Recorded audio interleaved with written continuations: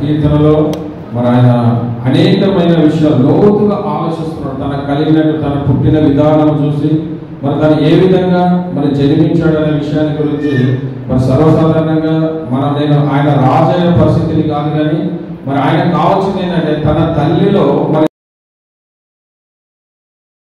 నేను ఏ విధంగా నిర్మింపబడ్డాను.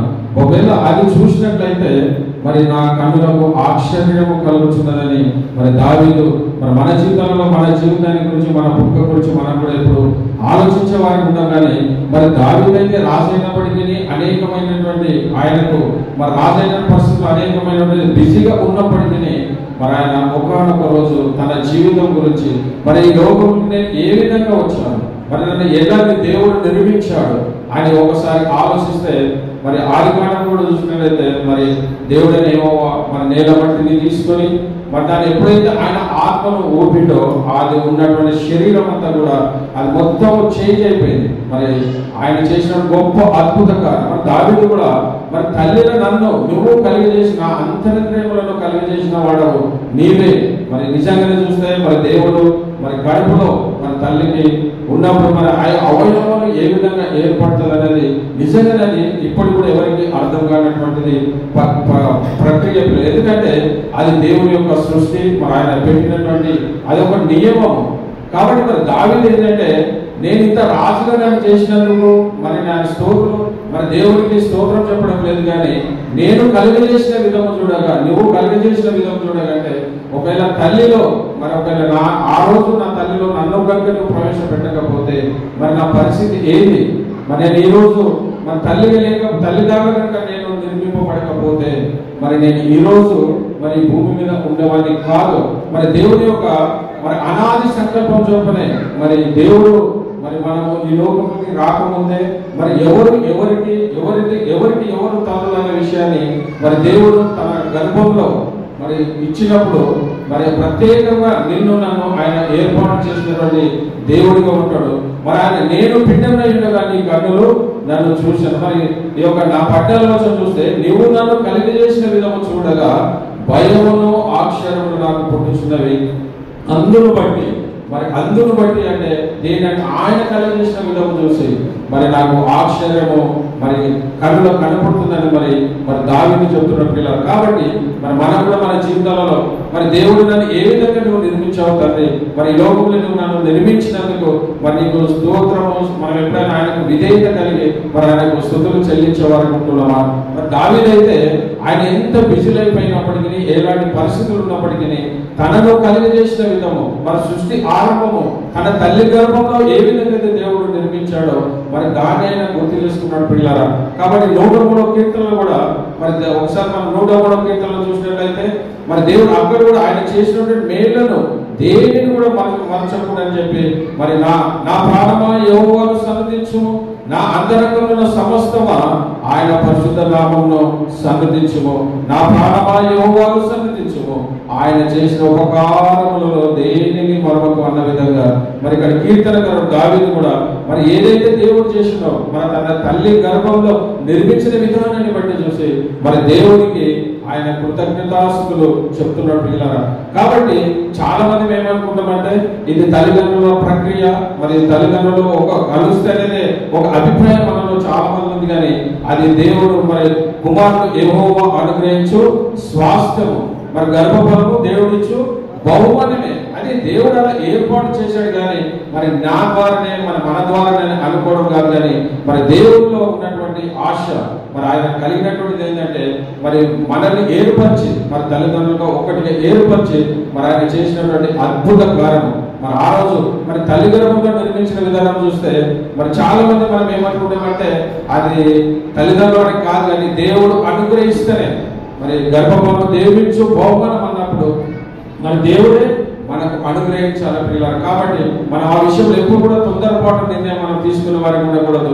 మరి అదేవిధంగా మన బైబిల్ గ్రంథంలో చూసినట్లయితే మరి ఆదికాండం 30వ అధ్యాయంలో చూస్తే మరి యాకోబు కూడా మరి రాహేలు మరి చాలా సంవత్సరాలు మరి వాళ్ళకు సంతానం కలిగినందువలన మరి ఆమెకు కలిగినటువంటి ఆశ ఏంటంటే మరి యాకోబు దగ్గరికి వచ్చి మరి యాకోబు దగ్గరికి వచ్చి ఆమె అడిగిన విధానం చూస్తే మరి ఆయన చెప్పినటువంటి సమాధానం కూడా అద్భుతంగా ఉంటుంది పిల్ల. కాబట్టి అది దేవుని చిత్తము, దేవుని సంకల్పం అని జరుగుతుంది. కాబట్టి మరి ఆదికాండం 30వ అధ్యాయంలో మరి 30వ అధ్యాయం మనం చూసినట్లయితే మరి అక్కడ మరి 1-2 వచనాలు రాహేలు తన యాకోబునకు పిల్లలు కనకపోవడం చూసి తన అక్కయ్యకు అసూయపడి మరి యాకోబుతో నాకు గర్భఫలం నిమ్ము లేని ఎడల నేను చచ్చెదనను. మరి ఎప్పుడైతే రాహేలు మరి తన అక్క అయినటువంటి తామలో అసూయపడి ఆమెకు పిల్ల లేదు కాబట్టి మరి నాకు సంతానం లేదు, మరి నాకు సంతానం కావాలని చెప్పి ఆశ కలిగి మరి యాకోబు దగ్గరకు వచ్చి ఆమె అడుగుతున్న విషయం ఏంటంటే మరి నాకు గర్భఫలం ఇయ్యు అని మరి యాకోబును అడుగుతుంది. మరి ఆ వచ్చిన విషయం ఏంటంటే అయ్యా మనకి పిల్లలైతే మనం హాస్పిటల్ పోదామని అడిగితే బాగుంటుంది, కానీ అలా కూడా నాకు నువ్వు పిల్లలను అనుగ్రహించని మరి యాకోబు అడుగుతుంది. మరి యాకోబు మరి దైవికమైన జ్ఞానం కలిగిన వాడు కాబట్టి ఆయన చక్కని ఆన్సర్ ఇచ్చాడు ఆమెకు. మరి మన 2వ వచనంలో చూస్తే మరి ఇచ్చినటువంటి మరి ఆమె ఎప్పుడైతే ఒక నాకు గర్భఫలం నువ్వు లేని ఎడల నేను చచ్చేదను, మరి ఆమె ఆయనకు ఏంటంటే ఒకవేళ నువ్వు నాకు గర్భఫలం ఇవ్వకపోతే నేను చనిపోతున్నట్టుంది. మరి ఆ రోజులో కూడా స్త్రీలు భయపెట్టే పరిస్థితులు ఉన్నారు. మరి ఈ రోజు కూడా స్త్రీలు అదే విధంగా ఉన్నారు. ఏమన్నంటే మేము చనిపోతామంట, ఇవి ఏదైనా మన చిన్న ఏదైనా కోపపడ్డా ఏం పడ్డా చనిపోతాం అంటే ఆ రోజు నుంచి కూడా మరి రాహేలు విషయంలో కూడా ఒకవేళ కూడా గర్భఫలం ఇవ్వకపోతే నేను చనిపోతున్నట్టుంది ఆమె. మరి ఆయన మంచి జ్ఞానం కలిగిన వాడు, దైవ ఆత్మీయమైనటువంటి స్థితి కలిగిన వాడు కాబట్టి ఆయన ఇచ్చిన ఆన్సర్ ఎంతో మరి యాకోబు కోపము రాహేలు మీద రగులుకొనగా అతడు నేను నీకు గర్భఫలము ఇయ్యకపోయినా దేవునికి ప్రతిగా ఉన్నానా. ఆయన చెప్పిన మాట ఏంటి పిల్లలు అంటే నేనేమో దేవుడికి ప్రతిగా ఉన్నానా, మరి గర్భఫలం ఎవరు ఇవ్వాలి? దేవుడు ఇవ్వాలి, నేను కాదు నీకు గర్భఫలం ఇచ్చేది. కాబట్టి మనం బహు జాగ్రత్తగా మరి ఆయన చెప్పినట్టు విషయం చూస్తే మరి నేను గర్భఫలం ఇవ్వడానికి మరి నేను దేవుడికి ప్రతినిధినా. మరి గర్భఫలం ఇవ్వాలంటే దేవుడే మరి మనకు అనుగ్రహించాలి. కాబట్టి మరి ఆయన చెప్పినటువంటి మాట అప్పటి వరకు ఆమె ఏంటంటే లోకానుసారమైనటువంటి ఆలోచనతో కలిగి ఉన్నారు. కానీ ఎప్పుడైతే మరి యాకోబు ఆమె కోపగించి గట్టిగా చెప్పాడో మరి అది గర్భఫలము నేను ప్రతి అంటే దేవుడు ఇవ్వాలి. ఆయన ఇండైరెక్ట్ చెప్పింది ఏంటంటే మరి నేను కాదు గర్భఫలం ఇచ్చేది, నీకు దేవుడే ఇవ్వాలి. కాబట్టి ఆమె అప్పుడు ఆయన ఆత్మీయ నేత్రాలు తెరవబడే పిల్ల ఆ రోజు నుంచి మరి యాకోబును అడగడం మానివేసింది. తర్వాత ఏం చేసిందంటే ఆమె దేవుడిని అడగడం మొదలు పెట్టింది. మరి తన ఆత్మీయమైన స్థితిలో మరి ఇది ఆ యొక్క యాకోబు వలన కాదు, కానీ అది దేవుడే మరి అనుగ్రహించాలి. కాబట్టి మరి ఆ రోజు నుంచి ఆమె దేవుడిని ప్రార్థించడం మొదలు పెట్టింది. మరి ఎప్పుడైతే దేవుడిని ప్రార్థించడం మొదలు పెట్టిందో పిల్లరా మరి అదే అధ్యాయంలో మరి 22వ వచనంలో చూస్తే మరి దేవుడు రాహేలును జ్ఞాపకం చేసుకుని ఆమె మనవి విని ఆమె గర్భము తెరచెను. చూడండి పిల్లలు, ఎప్పుడు మరి ఆమె ఎన్ని రోజులు లోకానుసారంగా మరి భర్త ద్వారానే నాకు మరి ఒక సంతానం కలుగుతుందని అనుకున్నది, కానీ అది కలగాలన్నా అది దేవుని యొక్క చిత్తమై ఉండాలి. కాబట్టి ఎప్పుడైతే మరి ఆ యాకోబు చెప్పినప్పుడు తన హృదయాన్ని మార్చుకున్నది. అయ్యో నేను అడగవలసింది మరి నా భర్తని కాదు, మరి నేను అడగవలసింది దేవునికి. మరి ఆ రోజు వరకు ఆమె ఆత్మీయ నేత్రాలు తెరవబడిన తర్వాత మరి అప్పుడు ఆమె గర్భవతి కుమారుని కానీ దేవుడు నా నింద తొలగించానంటారు. మరి ఆమె కలిగినటువంటి నిందను మరి దేవుడు రాయలను జ్ఞాపకం చేసుకొని ఆమె మనవి విని మరి ఆమె మనవి విన్నదంటే ఆమె దేవునికి ప్రార్థించినటువంటిగా మనం చూస్తాం పిల్లలు. కాబట్టి మన జీవితంలో ఏది కావాలన్నా మనం ఆధారపడవలసింది, మనం అడగవలసింది మరి మన పరమతంగా యేసుక్రీస్తునే మనం అడిగేవారికి ఉండాలి. కానీ మన మనుషుల మీద ఎప్పుడు మనము ఆధారపడేవారికి ఉండకూడదు. మరి గర్భము తెరిచే దేవుడు ఆయననే, గర్భము మూసే దేవుడు ఆయననే. మరి అదే ఆదికాండం 20వ అధ్యాయం మరి 8వ వచనం చూస్తే మరి దేవుడు మరి గర్భాన్ని మూసినట్టుగా మనం చూస్తాం.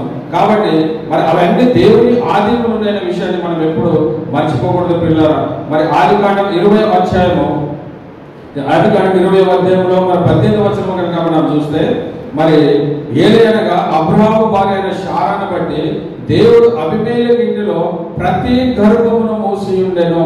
ప్రతి గర్భం అంటే దేవుడు నీకు సంతానాన్ని ఇవ్వాలన్నా, నీ గర్భం తెరవబడాలన్నా, నీ గర్భం మూయబడాలన్నా అది దేవుని చిత్తంలో ఉన్నది. కాబట్టి దేవుని ఆధీనంలో ఉన్నది. కాబట్టి మరి ఎందుకంటే మరి శారా మీద మరి ఆయన చేసినటువంటి తప్పుడు ఆలోచన బట్టి మరి అప్పుడు ఎప్పుడైతే వాళ్ళు ఇక్కడ కరువు వచ్చిందని చెప్పి ఆ ప్రాంతానికి వెళ్ళినప్పుడు మరి ఆమె శారాను మరి తాను ఛేదించాలని అనుకున్నప్పుడు మరి దేవుడు చేసినటువంటి గొప్ప అద్భుతకారం. ఆయన ప్రవక్త అబ్రాహాము ఎవరో కాదు, ఆయన ప్రవక్త. మరి ఆయన తలంచినటువంటి తలంపును బట్టి మరి ఆ యొక్క గృహంలో మరి దేవుడు ఏం చేశాడు, వాళ్ళ గర్భాన్ని మూసివేసినట్టుగా మనం చూస్తున్నాం. కాబట్టి ఈ రోజు నుంచి మనం ఏంటంటే ఏది కావాలన్నప్పటికీ నీకు గర్భం కావాలన్నా మరి దేవుని అడిగేవారికి ఉండాలి, కానీ మరి మనం మనుషుల మీద ఆధారపడేటట్టుగా ఉండకూడదు పిల్లరా. మరి ప్రసంగి గ్రంథంలో కూడా చూసినట్లయితే మరి 5వ అధ్యాయము 18వ వచనంలో చూస్తే మరి ప్రసంగి కూడా ఒక చక్కటి మాట చెప్పినట్టుగా మనం చూస్తాం.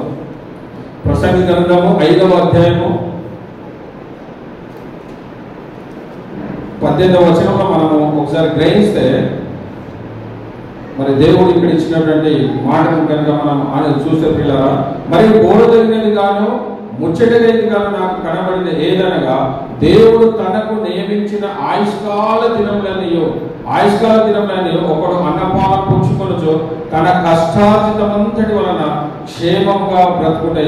మరి ఆయుష్కాల దినములని మరి దేవుడు ఎప్పుడైతే తల్లి గర్భంలో నేను ప్రవేశపెట్టిన తర్వాత నీకు ఒక ఆయుష్ కాలం అనేది ఆ దేవుడు నియమించాడు. మరి ఆ దినంలో ఒకటి వెనుక ముందు కాకుండా మరి దేవుడు నువ్వు తల్లి గర్భంలో ఉన్నప్పుడే, తల్లి గర్భం నిన్ను సృష్టించినప్పుడే దేవుడు మరి నీ దినములను మరి ఆయన సన్నిధిలో లెక్కించిందని చెప్తున్నాడు. మరి అదే ఆయుష్కాల దినములన్నీ మరి నీకు దేవుడు ఇచ్చినట్టే ఆయుష్కాల దినములన్నిటి మరి నువ్వు వాడబడాలంటే మరి దేవుని యందు భయభక్తులు కలిగి మరి లోకంలో ఉన్నటువంటి లోకానుసారమైన జీవితం మనం జీవించకుండా మరి లోకంలో ఉన్న శరీరాశ నేత్రాశ జీవం డబ్బం మరి వాటిని మనం ఆశ్రయించే వారికి కూడా వాటికి మనం దాసులం కాకుండా ఉంటే మనం ప్రభువు అయిన యేసుక్రీస్తుకు దాసులు ఉంటే మరి దేవుడు తప్పకుండా నీకు ఇచ్చినటువంటి ఆయుష్ మరి ఒకవేళ మనము అనారోగ్యం పాలై మన లోకానుసారమైన క్రియలు మనలో ఉంటే లోకానుసారమైన అలవాటు కనుకుంటే మరి దేవుడు ఇచ్చినటువంటి ఆయుష్కాలం కూడా తగ్గిపోతుంది పిల్లలు. కాబట్టి మరి దేవుడు ఇచ్చిన ఆయుష్కాలను సంపూర్ణంగా మరి ముగించబడాలంటే మరి నువ్వు లోకాన్ని ప్రేమించే వారికి ఉండకుండా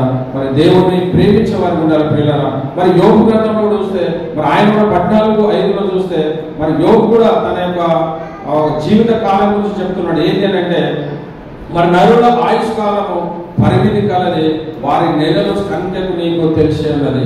మరి ఇక్కడ కూడా మరి యోగు కూడా అదే చెప్తున్నాడు. అంటే మనము మన భౌతిక మనం ఎప్పుడు మరి దేవుడు మనల్ని పెంచుకుంటాడో తెలియదు, మరి ఎప్పుడు దేవుడు మరి మనల్ని ఆయన నిర్దిష్ట మనకు తెలియదు. కాబట్టి మరి మనము మన జీవంతో ఉన్నప్పుడే మరి దేవుడిని ఎరిగిన వారు ఉండాలి. మరి నరుల ఆయుష్కాలము పరిమితి కలది అన్నాడు. మరి మనం అనుకోవచ్చు అయినా నాకు ఇన్ని సంవత్సరాలు అన్ని సంవత్సరాలు కాదు, కానీ ఏ క్షణాన ఏమి జరుగుతుందో తెలియదు. కాబట్టి మరి ఉన్నటువంటి నీకు జీవంతో ఉన్నప్పుడే మరి దేవుని యందు నువ్వు భయభక్తులు కలిగి ఆయన చెప్పినటువంటి నియమ నిబంధనలను నువ్వు పాటించిన వారికి ఉంటే మరి దేవుడు తప్పకుండా మరి నీ జీవితంలో అనేకమైనటువంటి అద్భుత కార్యాలు చేస్తాడు. అయితే మరి నేను చాలాసార్లు మాట చెప్తున్నాను ఏంటంటే మరి బైబిల్ గ్రంథంలో మరి అత్యధిక సంవత్సరాలు బతికినటువంటి వాడు మెతుషెల 169 సంవత్సరాలు ఆయన బతికినట్టుగా మనం చూస్తాం. కానీ మన నోహు కాలం వచ్చే వరకు అది 120 సంవత్సరాలకు కుదించబడ్డది. ఆ తర్వాత మరి మోషే కాలానికి వచ్చే వరకు మోషనే మరి తన 90వ కీర్తనలో చెప్పాడు మరి ఆయుష్ కాలం 70 సంవత్సరాలు అధిక బలం ఉండొచ్చు, 80 సంవత్సరాలు ఆయనను ఆయాసము దుఃఖకరమే అంటాడు. కాబట్టి మరి ఆయన చెప్పినప్పుడు ఆయన మాత్రం 120 సంవత్సరాలు బతికాడు. కానీ మరి ఆ విధంగా ఇంకా మరి ఇక్కడ యోగు కనుక మనం ఆలోచిస్తే మరి ఆయన ఒక నీడ వంటిది అంటాడు. మరి మన యొక్క ఆడే నీడ ఎప్పుడు ఏ క్షణానికి మారుతూ ఉంటది. కాబట్టి నీ ఆయుష్ కాలం కూడా క్షణం మార్చబడుతుంది. ఎప్పుడు ఏమైతే తెలియదు. కాబట్టి మరి నువ్వు నీ జీవంతో ఉన్నప్పుడే మరి వాక్యం చేత నీకు దేవుడిని హెచ్చరించినప్పుడు నీ జీవితాన్ని నువ్వు సరిచేసుకున్న వారికి ఉంటే మరి దేవుడు అనేకమైనటువంటి ఆత్మ మరి మన నూతన నిబంధనలు చూసుకుంటే మరి యాకోబు అంటాడు మరి నీ జీవితం మన జీవితము ఆవిరి వంటిది.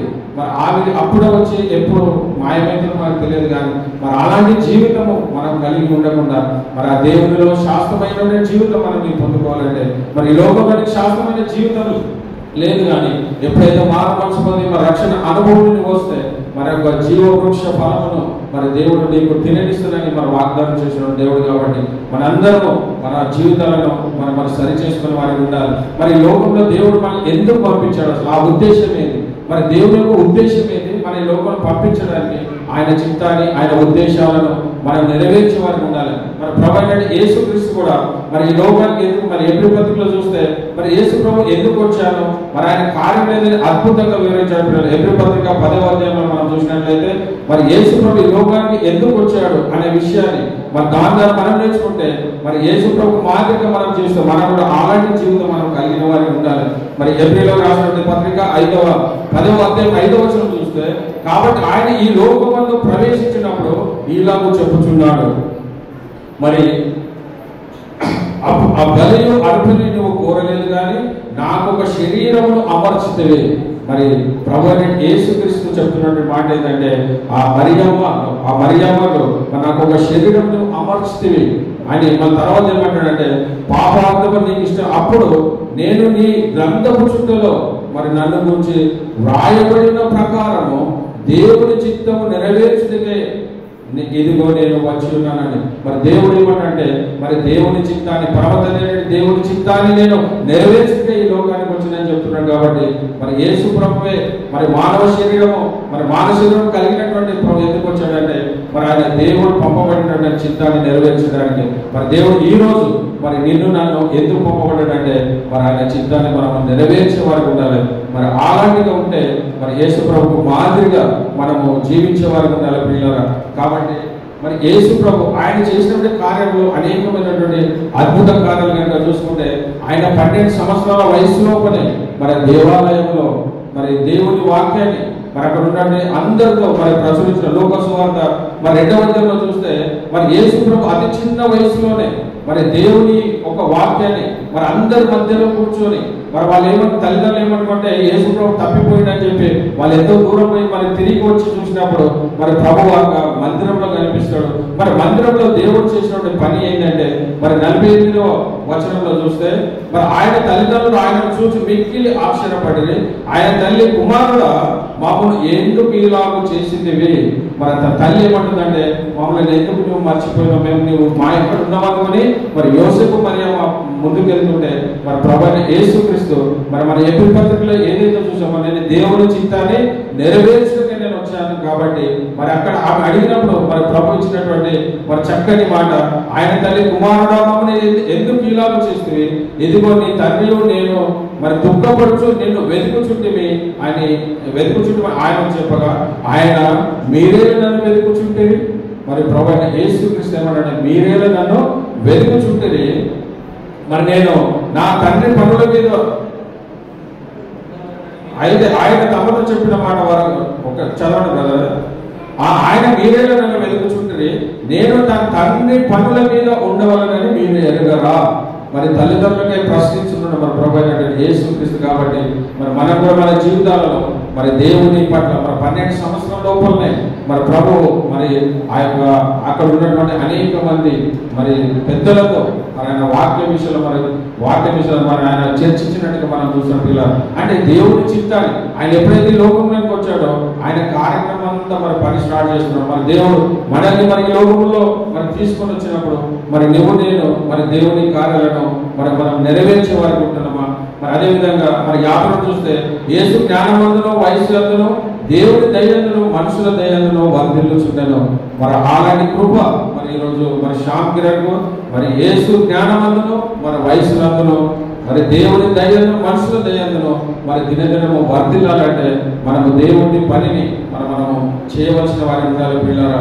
కాబట్టి ఈ విధంగా మరి చివరిగా మరి యవ్వనుడు మరి శాంతి యవ్వనుడు కాబట్టి యవ్వనుడు చేసినటువంటి కార్యము మరి లూకా సువార్త 10వ అధ్యాయంలో చూసుకొని మనం ముగించుకుందాము. మరి ఒక యవ్వనుడు మరి యేసు ప్రభు దగ్గరికి వచ్చి మరి ఆయన నేను పరలోక రాజ్యము పోవాలంటే మరి ఏమి చేయాలని మరి ప్రభువుని అడిగినప్పుడు మరి ఆయన చెప్పినటువంటి ఆజ్ఞలు మరి నువ్వు ఇవన్నీ పాటిస్తున్నామని చెప్పినప్పుడు నేను సమస్తం పాటిస్తున్నట్టు కానీ నీకు ఒకటి కొదువు ఉందని చెప్తాడు. ఏంటి అని అంటే మరి నీకున్న ఆశనంతా ఇచ్చి మరి నువ్వు నన్ను వెంబడించమని చెప్పాడు పిల్లలు. కాబట్టి ఆ విషయము ఆ ఎవరుడైనటువంటి మరి ఆయన మరి మత్తయి సువార్తలో మరి అదేవిధంగా లూకా సువార్తలో మార్కు సువార్తలో మరి 3 మరి పుస్తకాలలో కూడా ఆయన గురించి మరి లిఖించబడ్డది. మరి మత్తయి సువార్త అయితే ఒక యవనుడని మరి మత్తయి గారు చెప్పారు. మరి లూకాలో అయితే ఆయన ఒక అధికారిగా చెప్పారు. కాబట్టి ఆయన కలిగిన దానిని బట్టి మరి అనేకమైన కార్యక్రమాలు మరి మనం కూడా ఆచారంగా కాదు, మరి ఆదివారం మందిరానికి వస్తున్నాము, వెళ్తున్నాము, మరి దశమ భాగం ఇస్తున్నాము, కానుకలుస్తున్నాము, అన్ని చేస్తున్నాము కాదు. కానీ నీవు దేవుడికి నీ హృదయాన్ని నీవు ఇస్తున్నావా? మరి ఆయన కలిగిన సమస్తాన్ని అమ్మివేసి మరి బీదలకి ఇవ్వమని చెప్తున్నాడు. మరి అందరు బీదలకి ఇచ్చి నన్ను వెంబడించమని మరి వాక్యంలో సెలవిస్తున్నాడు. మరి ఈరోజు మరి ప్రాముఖ్యంగా మరి అన్న కూడా ఈరోజు చేస్తున్నట్టు పరిచర్య మరి వాక్యం చదివినప్పుడు నాకు మరి మన ప్రెసిడెంట్ గారికి గుర్తొచ్చారు. మరి అన్న కూడా చేసేది ఇలాంటి తనకున్న సమస్తాన్ని కూడా మరి దేవుని పరిచర్య నిమిత్తము మరి అనేక దూర ప్రాంతాల్లో ఉన్నటువంటి వారికి మరి తన రాజ్యంలో స్థానాన్ని పొందుకోవాలంటే ఇక్కడ యేసు ప్రభు ఏదైతే ఆ యవ్వనుతో చెప్పాడో మరి అదే మాటలో మరి ఈరోజు మన అన్న అదే కార్యక్రమంలో ఉన్నాడు పిల్లలు. కాబట్టి మరి మనం కూడా అన్నతో సావాసం కలిగి మరి ఆయన కలిగిన దర్శనాన్ని మరి దేవుడు ఇంకా ముందుకు తీసుకుపెట్టాడు కృపను. మరి 100 సంఘాలు కట్టాలని ఆశ కలిగినప్పుడు మరి దేవుడు ఆ 100 సంఘాలను మరి నిర్మించాలని మరి తన కలిగిన సమస్తాన్ని మరి ఒక మాట ఎప్పుడు అన్న ఒక మాట చెప్తాడు, అది బాగా శ్రేష్టమైన మాట. మరి నేను సంపాదించిన ధనమంతా కూడా నా పిల్లలకు కాదు, నేను సంపాదించినంత పరిచర్య అని చెప్తాడు. మన చర్చి ప్లాంటింగ్ పరిచర్యకు మరి అది ఎంత మరి వాక్యం చదివినప్పుడు అదే గుర్తుంది. ఆ యవ్వనుడు ఏం చేశాడంటే తనకు ఉన్నటువంటి ఆస్తిని మరి ఆయన బీదలకు ఇయ్యలేక మరి వెలుతిరిగిపోయినటువంటి ఉన్న పిల్లలు. కాబట్టి ఈ రోజు మరి మన జీవితం మన దేవుడికి మన సమర్పణ కలిగినటువంటి జీవితం మనం కలిగి ఉన్నామా? మరి అన్న కలిగినటువంటి దర్శనాన్ని మరి దేవుడు మరి తప్పకుండా మరి ఏదైతే 100 సంఘాలు కట్టాలని ఆశ కలిగినాడో మరి దేవుడి చిత్తమైతే మరి శాంతిని కూడా మరి మనుషుల దయను దేవుడిని జ్ఞానవంతులు మరి ఆ బిడ్డ వర్ధిల్లి మరి అన్నకు ఒక సహకారిగా మరి అన్న పరిచయంలో ఆయన కూడా పాలుపరుస్తున్న కృపను మా బిడ్డ కూడా దేవుడు అనుగ్రహించి మరి గత సంవత్సరం అంటే కాచి కాపాడి మరి నూతన సంవత్సరం అనే దయకిరీటాన్ని మరి దేవుడు ఆయనకు ఇచ్చిన విధానాన్ని బట్టి మరి ఇంకా కూడా ఆయన నిమిత్తము కూడా మరి దేవుడు పరిచయం కోసం ఇంకా చాలా మరి దేవుడు ఎంతో మరి కలిగినటువంటి ఆశను మరి ఆయన కూడా మరి పరిచయంలో పాల్గొంటూ బాగుంటుందని ఆశిస్తున్నాం. మనందరం మరి శాంతిని గురించి ప్రార్థిద్దాం. మరి దేవుడు అలాంటి కృప మరి మన సంఘంలో అనేక మంది యవ్వన బిడ్డలు కూడా మరి అందరూ దేవుడి నామం యవ్వనుడు ఏ విధంగా అయితే తిరిగి వెళ్ళిపోయాడు మరి మనం ఆ విధంగా ఉండకుండా మరి దేవుని యొక్క భయభక్తులు కలిగి ఆ జీవితం కలిగి జీవించిన కృపను మరి దేవుడు మనందరికీ అనుగ్రహించుగాక. మరి ప్రార్థన చేసుకుందాం.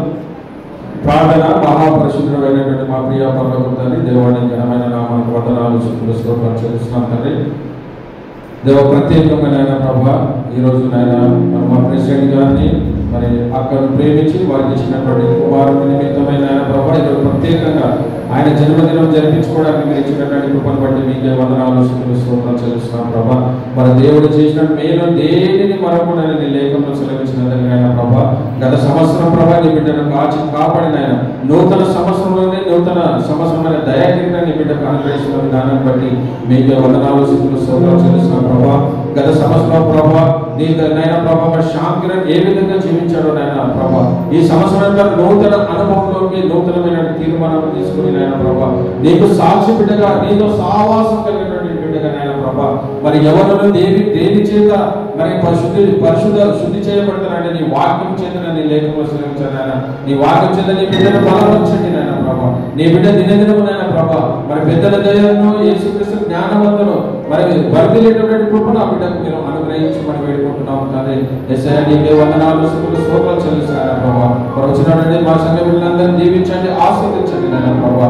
మరి ఈ రోజు నాయన ప్రభా మీరు ఎంతో అద్భుతంగా నాయన ప్రభా ఈ రోజు పూర్తిగా ఏర్పాటు చేయండి. నీ వాక్యాన్ని ఇతరులకు పంచాలని ఆశ కలిగి నాయన ప్రభావ చేస్తున్నటువంటి ఈ ప్రక్రియ మీరుండి నాయన ప్రభావ ఇప్పుడు మీరు నడిపించిన విధానాన్ని బట్టి మీకే వందనాలు స్తుతులు స్తోత్రాలు చెల్లిస్తున్నాయన ప్రభావ. వచ్చిన ప్రతి వారిని దీవించి ఆశీర్వదించిన ప్రభావ. మరి ఎవరు ఏ కోరిక నిమిత్తం మీ సన్నిధికి వచ్చారో నాయన ప్రభావ, ఎవరు ఏ అవసరాల నిమిత్తం సంఘానికి వచ్చారో అవన్నీ మీరు ఎరిగినటువంటి దేవుడు. వారి కుటుంబంలో ఉన్న అవసర రంగాలన్నింటినీ తీర్చి కావలసినటువంటి మేలుల చేత నాయన ప్రభావ నీ కుటుంబాలను పూర్తిపరచమని మరి అతి త్వరలో నాయన ప్రభావ యేసు